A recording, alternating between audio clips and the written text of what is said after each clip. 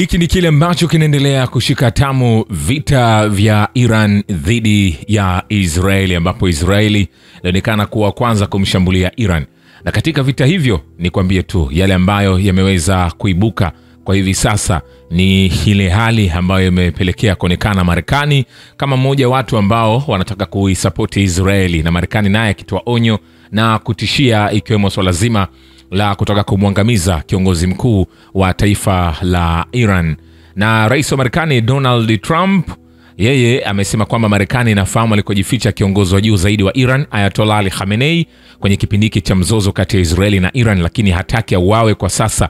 Katika ujumbe wake aliochapisha kupitia mtandao wa Trust Social, Trump ameitaka Iran kusalimu amri bila masharti, huku mzozo huo ukizidi kuongezeka. Anasema tunajua haswa ni wapi huyo anayeitwa kiongozi mkuu alikojificha, ni rahisi kumpata lakini yuko salama huko aliko. Hatutomuua angalau kwa sasa, aliongeza Trump kwenye chapisho lake. Na matamshi ya Trump yanayozidi kwa makali kwa serikali ya Iran ameyatoa baada ya kuwahimiza wakazi zaidi ya milioni 9 wa Tehran kuondoka ili kuokoa maisha yao, huku akikatiza ushiriki wake katika mkutano wa kilele wa nchi 7 tajiri kiviwanda za G7 na kurejea Washington kwa mazungumzo ya haraka na washauri wake wa kiusalama. Hapo awali Trump alichapisha ujumbe mwingine akitangaza juu ya udhibiti kamili wa anga ya Tehran. Na nikwambie mapigano yao haya sasa yameingia leo siku ya 6, na mashambulizi baina ya nchi hizo mbili yameendelea yakiingia siku ya 6, na Iran kwa mara nyingine imefyatua mkururo wa makombora kuelekea Israeli, huku nchi hiyo nayo ikiushambulia mji mkuu wa Tehran na miji mingine ya Iran. Na hadi kufikia sasa watu waliouawa nchini Israeli ni 24 na zaidi ya 600 kujeruhiwa, na huko nchini Iran ni watu zaidi ya 200 wameuawa. Sasa nikwambie, Teherani wao wanajiandaa kushambulia kambi za kijeshi za Marekani katika Mashariki ya Kati ikiwa Washington itajiunga na kampeni ya kijeshi ya Israeli dhidi ya Iran. Gazeti la New York Times limeripoti likinukuu vyanzo. Kwa mujibu wa ripoti hiyo, Jamhuri ya Kiislamu imetayarisha makombora na zana nyingine za kijeshi na inapanga kuanza na kambi za Marekani nchini Iraq. Teherani itakuwa tayari kushambulia vituo vyovyote vya Marekani katika nchi za Kiarabu. Gazeti hilo lilisema Iran pia inaweza kuanza kuchimba mlango bahari wa Hormuz ili kuzibandika meli za kivita za Marekani katika Ghuba ya Uajemi. Maafisa wa Marekani walisema Iran haitahitaji matayarisho muda mrefu kushambulia kambi za Marekani. Jeshi la Marekani katika Mashariki ya Kati limewekwa katika hali ya tahadhari. Marekani ina zaidi ya wanajeshi 40,000 waliotumwa Mashariki ya Kati. Na habari pia zilizotufikia ni kwamba rais wa zamani wa Iran Mahmoud Ahmadinejad inadaiwa ameuawa na jeshi la Israeli. Sasa Iran kupitia shirika la habari la IRNA limeripoti likisema ni uongo, na taarifa imetolewa na ofisi ya rais huyo wa zamani.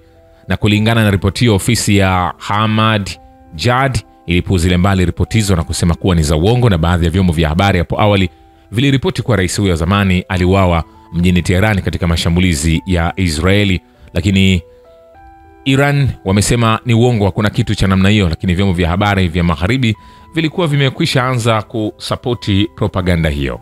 Vile vile waasi wa Houthi kutoka vuguvugu la waasi la Ansar Allah nchini Yemen wataingilia mzozo kati ya Iran na Israeli ili kuunga mkono Jamhuri ya Kiislamu. Afisa mkuu wa Houthi Mohammed al-Buhait anasema shirika la Kizayuni Israeli limevuka mipaka yote kwa kulenga vituo vya nyuklia vya Iran.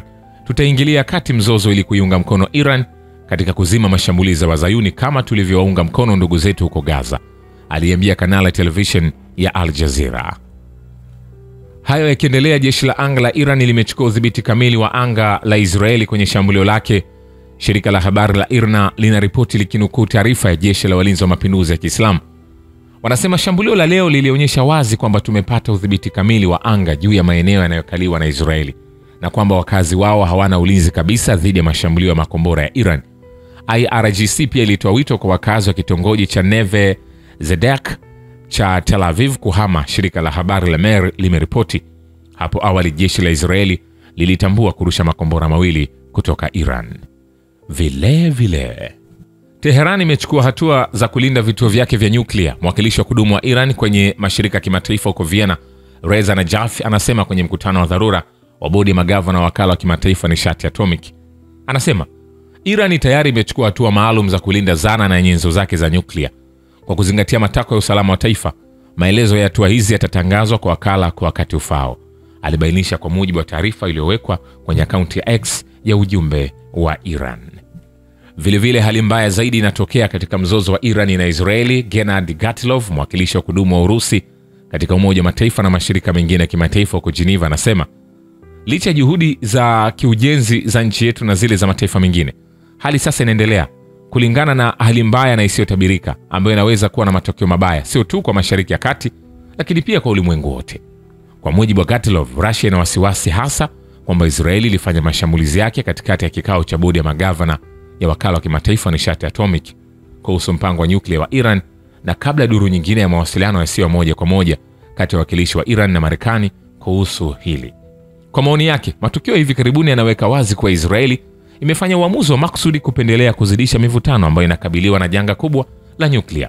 Sasa zaidi ya hapo awali, jumuiya ya kimataifa lazima itoe tathmini isiyo na utata kisheria na kisiasa ya hatua za Israeli pamoja na kuunga mkono juhudi zote za kidiplomasia zinazolenga kupunguza kiwango cha makabiliano na kurejea kwenye mazungumzo, Gatilov alisema. Nikwambie hivi, hatujamaliza. Vile mifumo ya ulinzi ya anga ya Iran imeangusha ndege ya kivita ya Israeli ya F-35 katika mji wa Varamin kusini mashariki mwa Tehran. Shirika la habari la IRNA limeripoti likimnukuu mwakilishi wa mamlaka manispa. Anasema vikosi vya ulinzi wa anga vya jeshi vimeidungua na kuangamiza ndege ya kivita ya F-35 ya utawala wa Kizayuni kwenye eneo la Javadabad katika wilaya ya manispa ya Varamin, shirika hilo limemnukuu.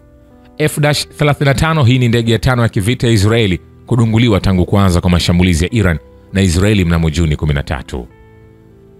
Hayo yakiendelea huko, uchokozi wa Israeli dhidi ya Iran hauwezi kusamehewa kama shambulio la mapema. Taasisi ya kimataifa ya utafiti wa amani ya Geneva, JIPRI, inasema kwa kuishambulia Iran kwa mabomu, waziri mkuu wa Israeli Benjamin Netanyahu amekiuka kifungu cha 2, kifungu kidogo cha 4 cha mkataba wa Umoja wa Mataifa na kifungu cha 5 cha mkataba wa Roma.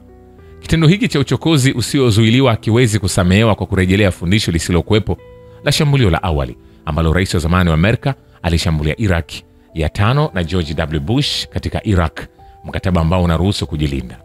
Kwa mara nyingine tena, Israeli, Marekani na wafuasi wao wanakiuka sheria za kimataifa na kushiriki katika mzozo ambao unaweza kusababisha maafa ya nyuklia. JIPRI inatoa wito wa kurejeshwa kwa sheria za kimataifa na mazungumzo ambayo hii inamaanisha, shirika hili liliongeza. Hayo yakiendelea, hakuna uamuzi wowote juu ya shambulio dhidi ya Iran uliofanywa kwenye mkutano wa rais wa Marekani Donald Trump na washauri wake wakuu katika chumba cha hali ya White House. The Wall Street Journal inaripoti. Kulingana na vyanzo, Trump anazingatia chaguzi kadhaa, ikiwa ni pamoja na uwezekano wa mashambulizi ya Marekani dhidi ya Iran. Vile maafisa wa Marekani wanaamini kuwa saa 24 hadi 48 zijazo zitakuwa muhimu kwa mzozo wa Israeli na Iran, huku Washington ikiamua iwapo suluhu la kidiplomasia linawezekana iwapo rais anaweza kuchukua hatua za kijeshi badala yake, ABC News imeripoti. Kulingana na vyanzo vya shirika la utangazaji, Marekani bado inaamini kuwa itaweza kuirejesha Iran kwenye meza mazungumzo na hatimaye kuilazimisha kukubali makubaliano ambayo yatahitaji Teherani kuachana na kurutubisha masuala mazima ya nyuklia. Vilevile ndani ya taifa la Iran inaelezwa kwamba kupitia msemaji wa wizara ya ulinzi ya Iran, Reza Taleihnik, amesema Iran ilitumia makombora ambayo hayawezi kufuatiliwa au kunaswa kushambulia makao makuu ya idara ya ujasusi ya Mossad karibu na Tel Aviv. Katika shambulio, anasema tulitumia makombora ambayo hayakuweza kufuatiliwa au kunaswa. Kulingana na afisa huyo, shambulio hilo lilikuja kama mshangao kwa adui. Lengo lilipigwa kwa makombora usahihi licha tabaka zito za ulinzi. Talei alipendekeza kuwa mashambulizi hayo yalionyesha udhaifu wa Israeli. Mapema siku ya Jumanne, shirika la habari la Tasnim liliripoti kuwa shambulizi la kombora la Iran kwenye jengo la kijasusi la kijeshi la Israeli na makao makuu ya Mossad liliua wanajeshi wengi wa Israeli, wakiwemo maafisa. Shukran kwa babu ya kivita na historia ya dunia. Mimi ni Richard Shio, The Rich Voice. Ni follow Instagram na TikTok kama Rich Voice Official. Asante.